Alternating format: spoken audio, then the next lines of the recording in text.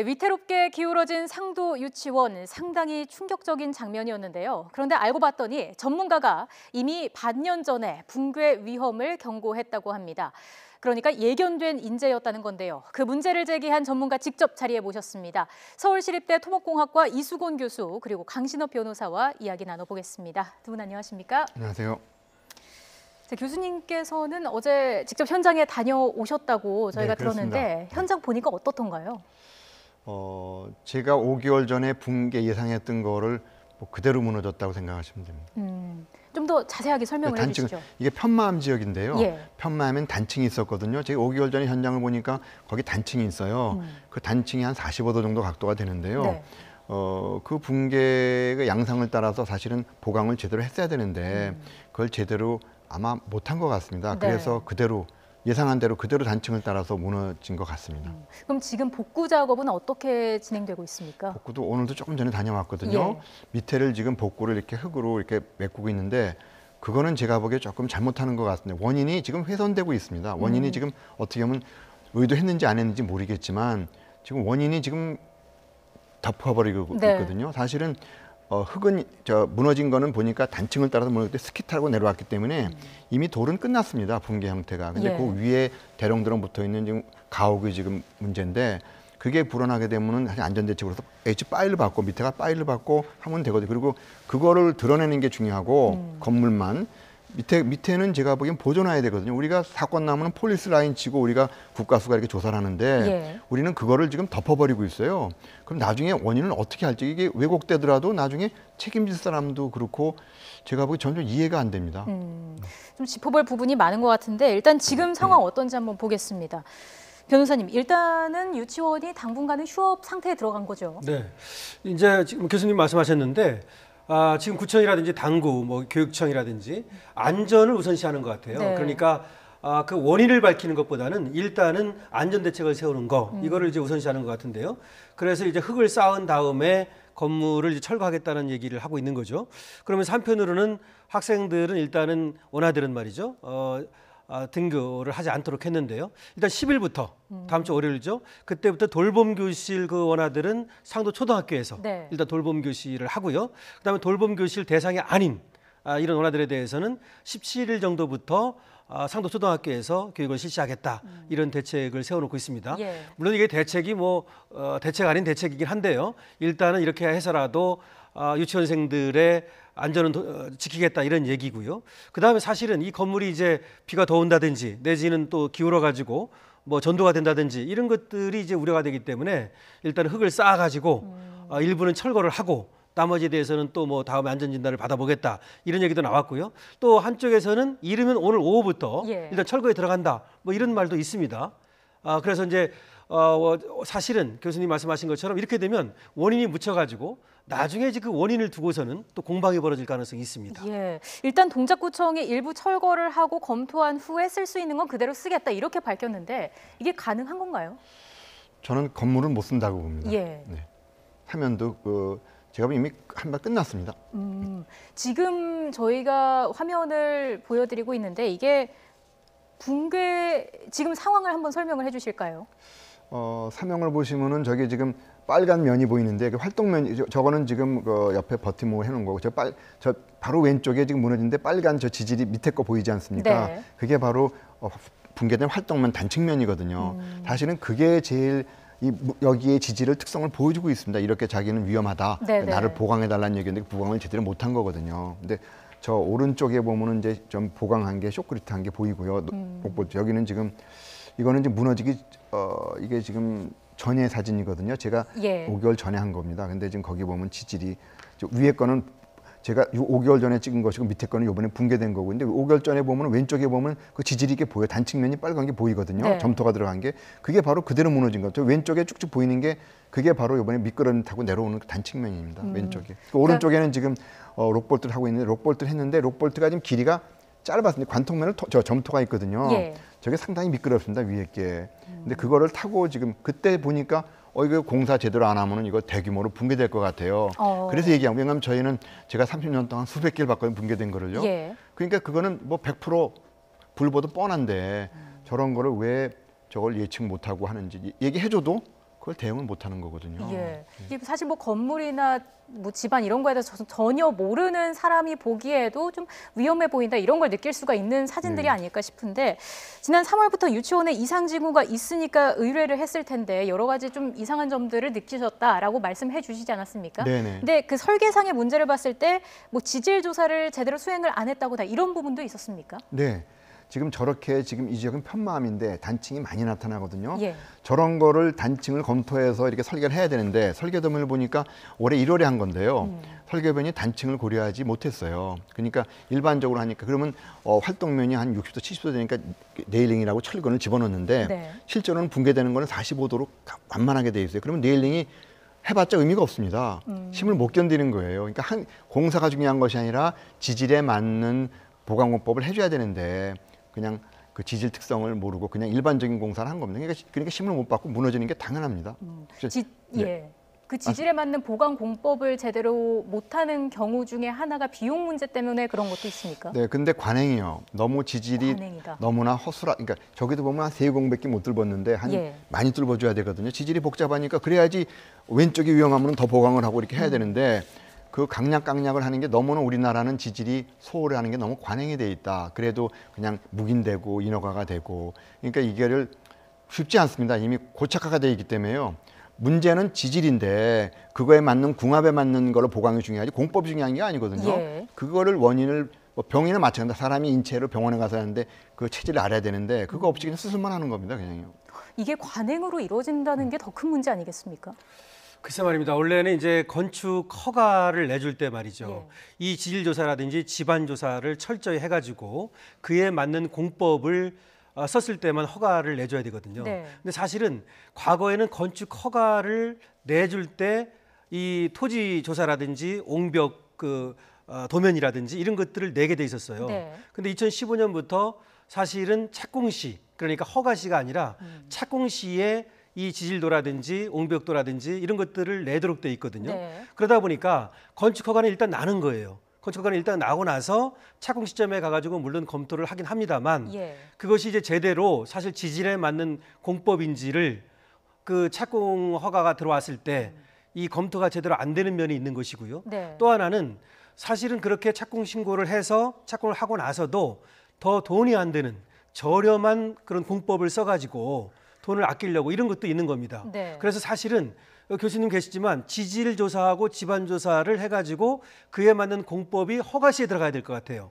그래 건축 허가를 그때 내주도록 예. 그 부분은 다시 돌아가야 되지 않을까 이렇게 생각이 드네요. 예. 당시에 그 위험하다라는 거를 많이 발견을 하셨고요. 그 리포트를 써서 어디에 제출을 하신 거죠?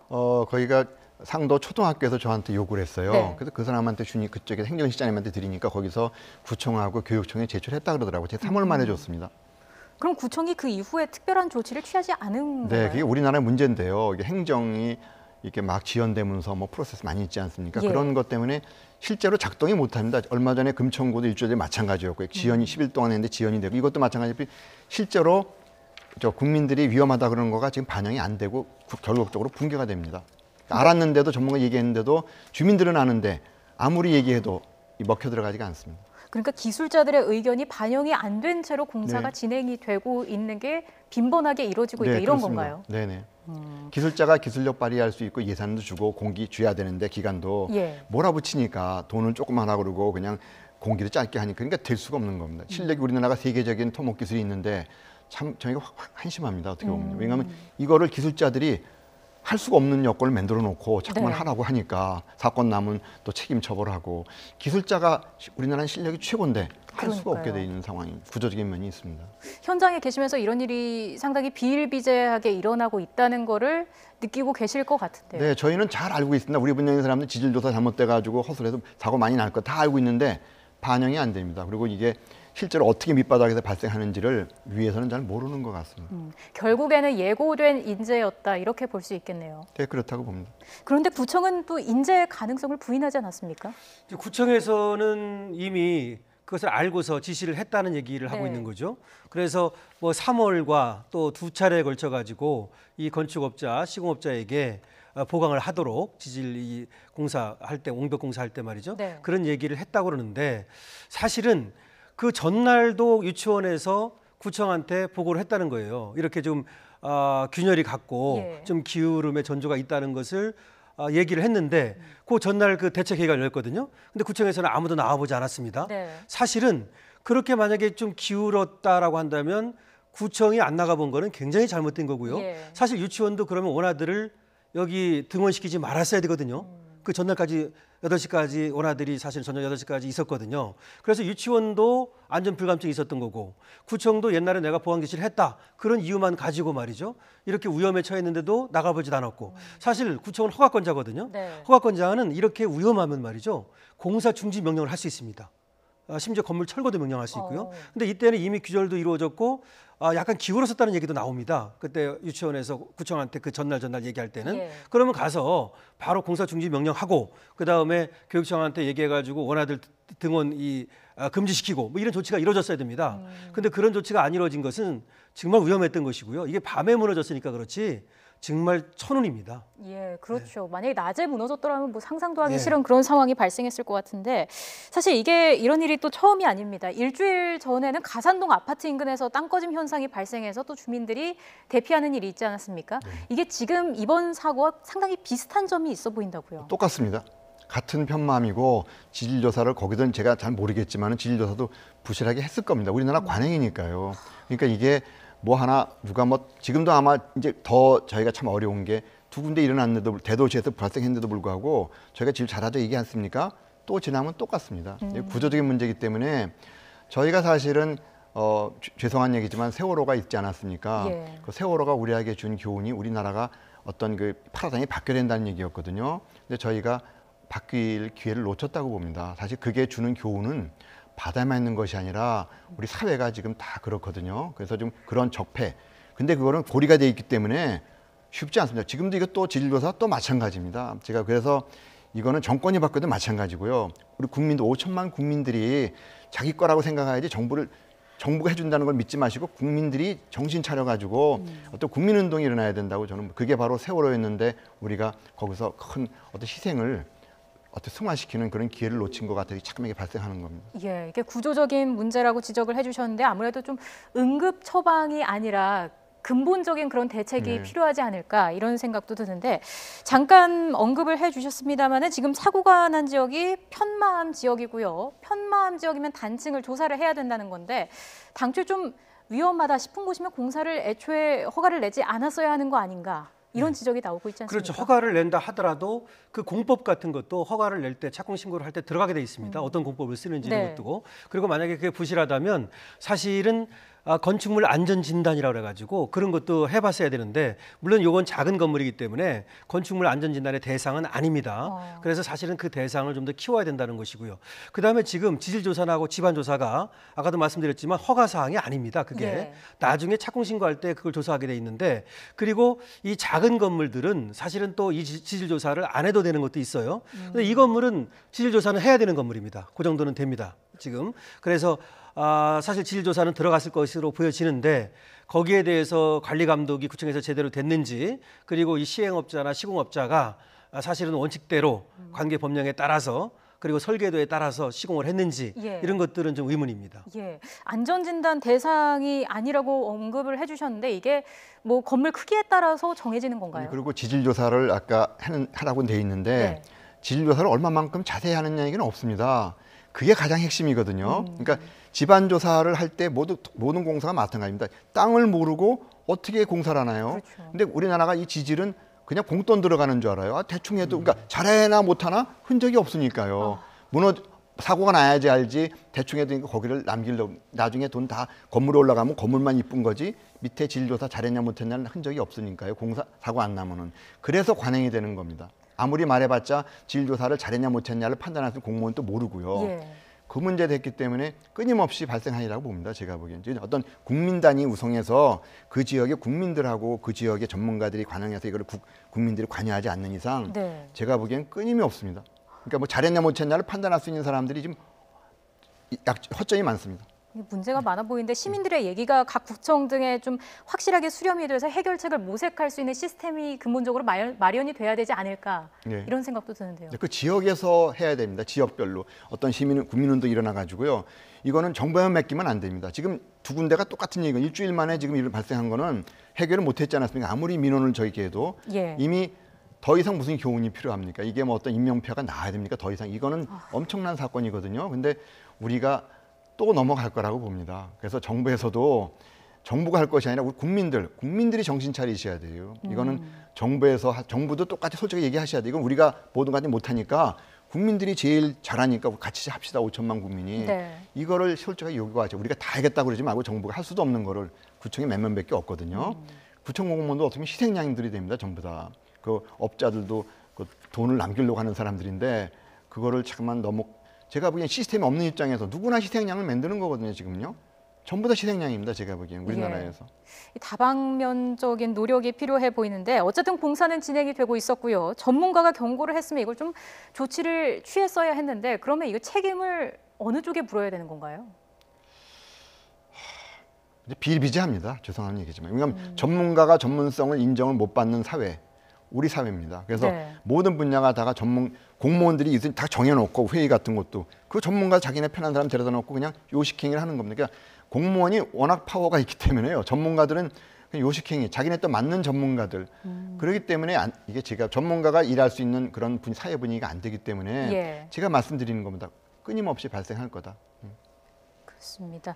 자, 그런데 어제 기울어진 유치원은 저희가 앞서서 잠깐 말씀을 드렸습니다마는 흙막이 공사 방법을 바꿔서 일어난 것이다. 이런 주장이 나오지 않았습니까? 저거는 뭐 확인을 해봐야 됩니다. 예. 그러니까 이제 흙막이 공사를 이제 옹벽 공사라고도 그러고요. 네네. 그것이 이제 철근을 박는다든지 콘크리트를 타설하는 방법으로 흙이 밑으로 쓸려 내리는 것을 막는 것이거든요. 더군다나 저기는 지금 유치원이 위에 있고 다세대 주택을 짓는 것이 아래에 있습니다. 예. 흙막이 공사가 가장 중요한 공사입니다. 터파기 공사를 하면서 말이죠.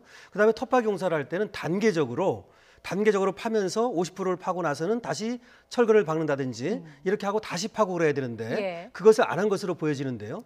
근데 이제 이렇게 아까 이제 그 책임을 말씀하셨는데 사실은 건축법에 보면은 설계, 그다음에 시공, 감리, 관리, 유지 이런 것들이 다 그 건축법에 규정이 돼 있고요.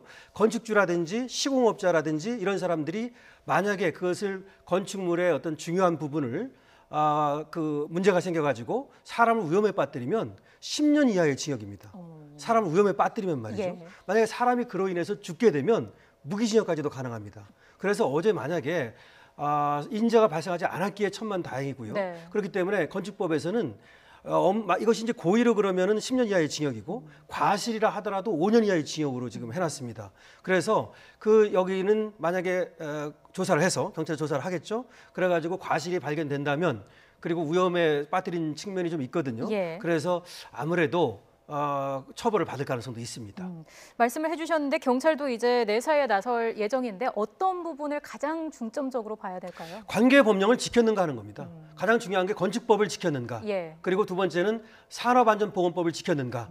여기에 보면은 공사를 함에 있어서 어떻게 하고 그다음에 설계는 어떻게 하고 시공은 어떻게 하고 이 관리하는 것을 어떻게 하고 다 규정이 돼 있습니다. 네. 근데 만약에 가장 이제 중요한 것은 설계대로 시공하지 않았다. 이게 이제 문제가 되는 것이죠. 예. 만약에 그렇다면 아까도 흙막이 공법을 바꿨지 않느냐 이런 얘기가 나오는데 사실은 돈을 갖다가 뭐 적게 들이기 위해서 그런 방법을 썼는지 모르지만 그런 방법을 쓰는 것이 허가가 나 있다면 이 시공업자를 탓하기는 어려워요. 그러면 이 설계라든지 또 이 시공이라든지 이걸 허가 내준 동작구청이 문제가 될 수 있거든요. 네. 그러니까 말하자면 이 지질에 맞는 교수님 나와 계시지만 사실 이 편마음이 있었고 그 밑에 점토가 있었다는 거 아닙니까? 그럼 거기에 맞는 공법을 써야 되거든요. 그런데 지질 조사를 제대로 안 하고 그리고 허위로 만약에 들어왔다. 그랬는데 그걸 알지 못하고 예를 들어서 만연히 허가를 해줬다 그런다면 그 고의나 과실에 대한 책임을 동작구청도 질 수 있습니다. 사실. 예. 이 공법을 바꾼 게 이번 사고의 큰 원인 중 하나가 될 수 있습니까? 저는 아니라고 봅니다. 지금 언론에서 저한테 많이 질문을 하는데요. 예. CIP가 있고 소일 레일링이 철근을 받는 게 있는데요. 네네. CIP는 가산동은 CIP입니다. 그러니까 수평에서 바로 파가지고 직곡으로 파기 때문에 토합이 많이 걸리니까 CIP를 철근 넣고 이렇게 H바를 해가지고 하는데요. 네. 그거는 CIP 하는 게 맞습니다. 여기에는 가보면은 원래 있는 사면에다가 이렇게 밑에를 좀 파는 거기 때문에 사면은 소일 레일링 철근을 받는 게 제가 보기에는 맞습니다. 그러니까 이게 지금 공법이 잘못된 게 아니고요. 지금 싸려고 싸게 하겠다 그런 것이 아니라 네. 업자는 싸게 하는 게 당연하죠. 예. 자기가 안전만 하되면은. 근데 원래는 붕괴되는 게 70도로 자기네가 예상했는데 이게 45도거든요. 철근은 5.5m 썼는데요. 철근이 짧은 것입니다. 그러니까 이게 철근 이 사람도 하려고 했는데 요새는 철근 뭐 싸게 하려고 그런 건 아니고요. 안전이 중요한데 아마 못 봤다고 제가 얘기했는데도 그거를 강구한 겁니다. 우리가 단층이라는 게 그 얘기를 한 거거든. 네. 단층이 위험하니까 더 경사가 눕는데 니네가 공사하더라도 그거를 더 잘못하면 짧을 수가 있다. 그 얘기를 간접적으로 얘기한 게 바로 지질 얘기한 거거든요. 근데 짧은 겁니다. 공사는 했는데 그것만 길게 하고 개수만 했다면은 안 무너집니다. 소일 레일링은 아주 좋은 공법이고 20년 동안 우리나라 전국에 많습니다. 저 사면이라면은 소일 레일링 하는 게 저는 옳다고 봅니다. 그러면 철근은 10m짜리를 쓰고 콘크리트를 두껍게 타설했으면은 아니요. 개수가 많아야 됩니다. 개수가 더 왜냐하면 많고, 이게 70도인데 45도 되면 이제 45도로 하려면 상재 하중이 건물이 있거든요. 예. 70도면 건물 없는 거로 보고 했는데 지금 건물 하중도 많아진 겁니다. 또 하나는 뭐가 있냐면 점토가 있거든요. 미끌미끌하니까 같은 하중에 잘 미끄러지니까 또 내일은 개수가 많아져야 됩니다. 네. 세 가지 때문에 이게 제가 보기에는 붕괴된 거지. 제가 보기엔 요새 시공은 세계 최고 수준인데 지질 조사, 바로 지질을 놓쳤기 때문에 그게 짧아서 그걸 깨지 못했기 때문에 보강 효과가 없었던 겁니다. 제가 보기엔 소일 레일링 제가 붕괴를 많이 봤는데 예. 제가 맞다고 봅니다. 설계 잘못이기 때문에. 그래서 설계 잘못했기 때문에 원래 1월 달에 처음에 잘못했거든요. 그래서 제가 지질조사에서 그걸 보완해서 빨리 내일은 길이 하든지 그 얘기를 완곡하게 얘기한 게 단층이 있다는 얘기입니다. 단층하면 당연하게 찌릅니다. 길게. 네. 한 10m 이상 찔렀어야 되는데 가서 이게 무너진 거 보니까 그 활동면이 5m 가지고는 못 견뎌요. 짧아요. 그렇죠? 그래서 지질이 중요하다는 게 아무리 공사를 잘하더라도 공법이 중요한 게 공법은 다 장난치고 공법이 중요한 건 아닙니다. 공법은 소일 레일링도 엄청 좋은 방법이고요. 근데 예. 좀 언론에서는 그건 잘못 얘기한 것 같습니다. 그래서 이것이 공동주택은 모두가 지질조사가 그 의무사항이거든요. 그러니까 지질조사는 했을 것으로 지금 했는데요. 보여지거든요. 예. 그 개수가 듬성듬성 세 군데 했는데 좀 더 많이 하고 또 거기에 위내시경 카메라 집어넣고 방법이 다릅니다. 예. 철저한 같은 진료조사에도 철저한 조사를 돈이 좀 많이 들어가지만 몇백만 원, 몇백만 원, 몇천만 원이 안 하려고 그러는 겁니다. 거기에 관행이 돼가지고 대충 해서 넘어가니까 아하. 그리고 감독자도 공무원도 잘 모르고 진료조사가 네. 잘했는지 못해 아무도 모릅니다. 근데 사실은 지질이 100만 원짜리가 있고 200만 원 다르거든요. 근데 사람들이 공무원 토목직들이 잘 모릅니다. 사실 죄송한 얘기지만. 그래서 비일비재야. 그리고 저희는 다 압니다. 그것 때문에 사고 날 거라는 거. 네일링 공법에서 문제될 거는 그것 때문에 네일링 되는 겁니다. 그래서 저희가 딱 보고 얘기를 하는 거죠. 네. 단층도 얘기하는 거고요. 근데 그대로 무너졌습니다. 이게 그러니까- 예. 네. 그러니까 제가 보기에는 전문가라는 게 뭡니까? 탁 보고 탁 얘기를 해야죠. 근데 설계하는 사람도 전문가들이거든요. 그걸 왜 못 봅니까? 제대로 조사를 안 한 거죠. 이게 공법보다 일단 지질이 중요하다 이런 말씀을 네. 강조를 해주셨는데 사고에 들어간 비용에 대해서는 구상권 청구도 가능합니까? 글쎄 말입니다. 이걸 이제 따져봐야 되는데요. 예. 아까 이제 처음에 교수님 얘기한 것이 지금 이제 안전을 우선시하다 보니까 원인 분석이 지금 잘 안 되고 있어요. 왜냐하면 거기를 지금 다 메꿔가지고 네. 일단은 흙으로 채우고 있거든요. 그래서 25톤 트럭 지금 뭐 1000대 분량이다 뭐 이런 얘기 나오지 않습니까? 어쨌든 간에 조사는 해야 될 겁니다. 그래서 그 조사를 밝혀야 되는데 아까 교수님 얘기했듯이 물론 A 공법을 써야 되는데 B 공법을 썼다 그 이유는 아닐 수도 있습니다. 네. 하지만 어쨌든 관계 법령을 지켰는지를 봐야 되고요. 그 다음에 인과관계가 있는지를 봐야 됩니다. 그러니까 이 다세대 주택 공사로 인해서 과연 유치원 건물이 붕괴된 것인지 또 그렇다면 그 원인이 몇 프로 다시 네. 말해서 비가 온 것이 뭐 30%고 이것이 70%인지 뭐 이걸 따져야 됩니다. 예. 그래가지고 두 가지를 봐야 되는데 과연 이 붕괴 원인이 무엇인지를 봐야 되고 만약에 이 공사로 인해서 붕괴가 됐다면 그 손해액이 얼마인지 이 손해액을 산정해야 되는데 이 손해액 산정이 사실은 쉬운 문제는 아닙니다. 근데 여기서는 다행히 재산 피해반이 있기 때문에 예. 인명 피해는 없으니까 이 건물의 이제 가격이라든지 이걸 따져가지고 그 다음에 인과관계를 따져서 뭐 예를 들어서 이 다세주택에 뭐 50%의 과실이 있다 그런다면은 그 금액을 산정할 수는 있겠죠. 근데 어쨌든 일단 인과관계가 있는 것으로 보이고요. 청구는 가능할 것으로 보입니다. 이게 뭐 매번 사고가 날 때마다 느끼는 뭐 경각심을 느낀다 뭐 이런 이야기가 나오고 있지만 항상 그때뿐이 아닌가 이런 생각이 네, 그렇습니다. 듭니다. 이게 계속해서 반복되기 때문에 그런 이야기가 나오는 게 아닐까 싶은데 분명한 대책이 필요해 보이고요.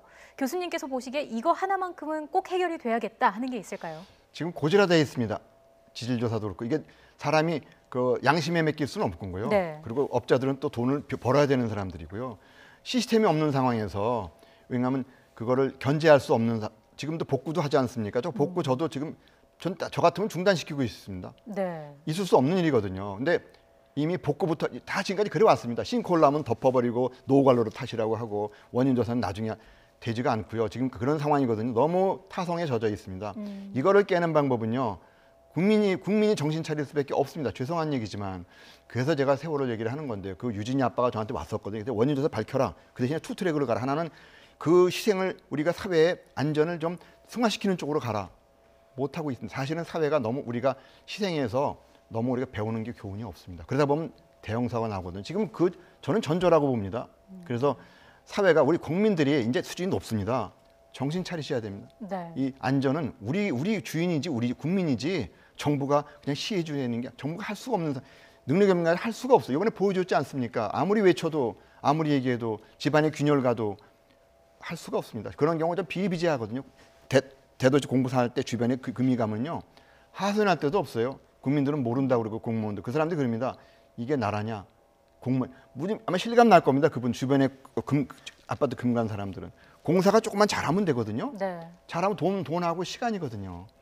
그게 관행이기 때문에 그냥 진행하면서 이런 일까지 발생하는데 사회가 진짜 정신 차려야 되고요. 우리 국민이 특히 지금 어느 수준인지를 우리가 아시는 게 중요하고 우리나라는 수준 높은데 우리나라에 비해서 너무나 지금 제가 안전의 의식이 너무나 아직 지금 그 지역에서 모든 것들은 현장의 주인이 있습니다. 그리고 그 전문가들 박사가 아니고 교수가 아니고 제일 전장에 있는 노무자라도 오래 있는 사람들 그 사람 문제를 다 합니다.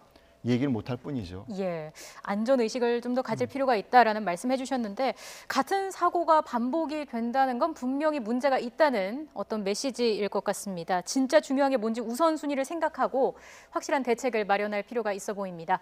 지금까지 서울시립대 토목공학과 이수근 교수 그리고 강신업 변호사와 이야기 나눠봤습니다. 두 분 말씀 고맙습니다. 네, 감사합니다.